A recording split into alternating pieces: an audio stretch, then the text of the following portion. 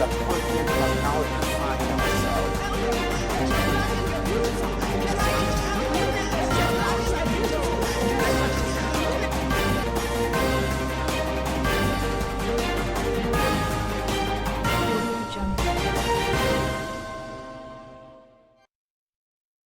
In the news, a court found the man in Leventree guilty of transmitting Covid-19, sentences him to 5 years in jail. President Buhari meets security chiefs, others to x-ray current security situation across the country. Naira declines to 532 to $1 amid Nigeria's rising forex reserves. And talking sport, Air Peace boss Arlene Onyema offers mouth-watering reward of 20 million naira to Super Eagles if they win today's match against Cape Verde. Details coming up shortly.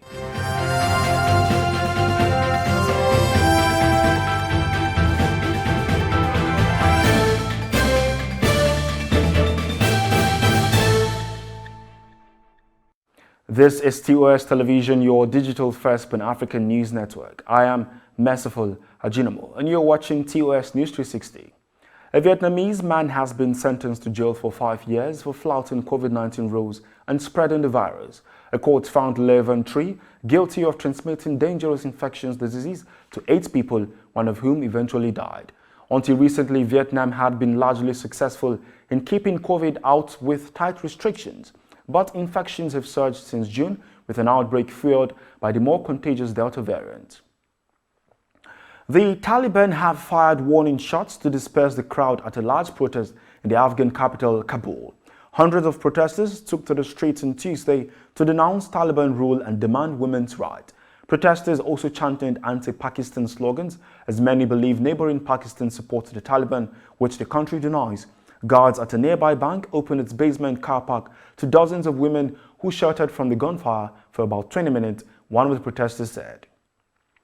In continuation of its effort at combating the menace of human trafficking and illegal migration in Nigeria, a non-governmental organization, Clean Foundation, with the support of UN Women, the National Agency for the Prohibition of Trafficking in Persons (NAPTIP), held a methodology workshop on gender audit in the nation's seat of power, FCT Abuja, to dialogue on how to end the issues of human trafficking and illegal migration that has bedeviled the country recently.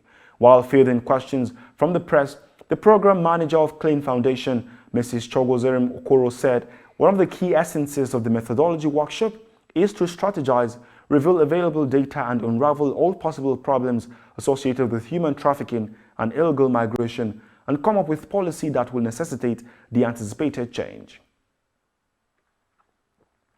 We are also very much interested in ensuring that young persons, no matter their age, that are victims of trafficking are adequately catered for. Not just adequately catered for, they are also integrated in the society, integrated in a manner that their sense of being, the totality of their being, their rights are not infringed upon. Able to empower them, if you're able to make them see reasons why they should not go back. That is, if you make them see reasons why they need to stay in the country and maybe be able to take care of themselves, they may not go back. We have issues where victims are being re-trafficked, and the major cause is maybe lack of sustainability. When they think that if, they've been exposed to better life abroad, so if they come back and you're now giving them, you're empowering them with something like 20, 30,000, they may think that that one cannot cater for them and they may want to be re-trafficked. Now we have seen that it's an endemic problem. It is an issue all hands have to be on deck to solve. Would advocate that human trafficking issues should be added to educational curriculums. From a young age, a young person or a child would be well informed about what human trafficking is, the ills of human trafficking, and how human trafficking contributes to the decadence of our society. The Independent National Electoral Commission on Monday assented eligible voters for the Anambra gubernatorial election scheduled for November 6th and must undergo electronic identity authentication using its new bimodal voter accreditation system. The Commission also expressed concern over the rate of conflicting orders emanating from courts of coordinate jurisdiction, describing it as a threat to its work and democratic development in Nigeria. President Muhammadu Buhari on Tuesday received the Chief of Defense Staff, Service Chiefs, the Inspector General of Police and other heads of security agencies at the Presidential Villa Abuja.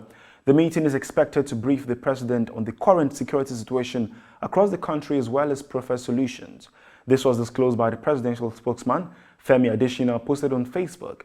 Ministers of Defense Bashir Magashi, Justice Abubakar Malami, Police Affairs Megari Dingyadi, Interior Rauf Arigbeshola, and Foreign Affairs Geoffrey Onyema were also in attendance.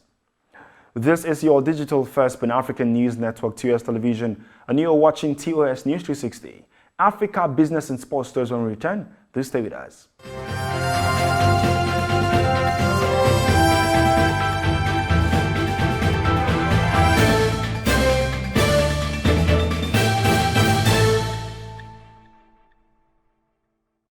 Welcome back. Guinea's main opposition leader has welcomed Sunday's ousting of President Alpha Condé, calling it an opportunity for a new beginning for the country. Selu Darling Diallo said the army had made a historic act that completes the fight started by pro-democracy groups. He urged the army to ensure there was national reconciliation. The UN, African Union and regional body ECOWAS have condemned the coup, saying that constitutional order should be restored. They have also called for the release of President Condé, who was last seen on Sunday, surrounded by the Army Special Forces. Kenya has imposed a dusk-to-dawn curfew in the Laikipia Nature Conservancy in the Rift Valley region following a surge in banditry and cattle rustling. Armed pastoralists are said to have invaded private conservancies in the area with large herds of cattle, killing at least 12 people and burning down homes in what the government says is competition for water and pasture.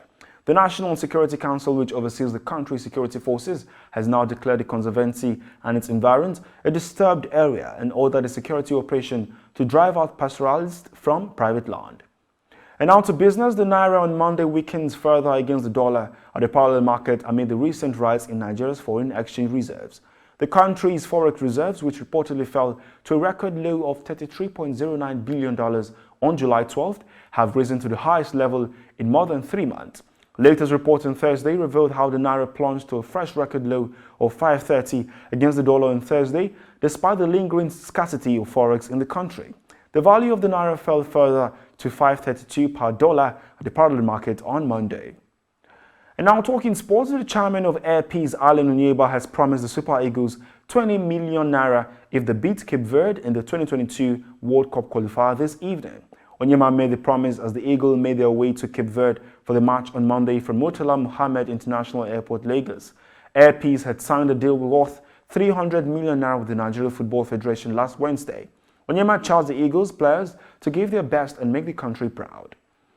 Algeria coach Jamel Belmadi has given his full backing to last month's decision by the Confederation of African Football to issue stadium bans for various countries. The reigning African champions play Burkina Faso on Tuesday, but in the Moroccan city Marrakech and not the Stallions' home stadium in Ouagadougou. This is after CAF, under new President Patrice Motsepe, ruled that Burkina Faso was one of 8 countries whose stadiums were deemed unfit to host international matches. And that is TOS News 360 on your digital first Pan-African news network. For more updates, visit www.tostvnetwork.com. Follow and like our social media handles on Facebook, Twitter, and Instagram. And remember to subscribe on YouTube. Stay with us and enjoy more programs on the network. I am Merciful Ajinomo. Many thanks for watching.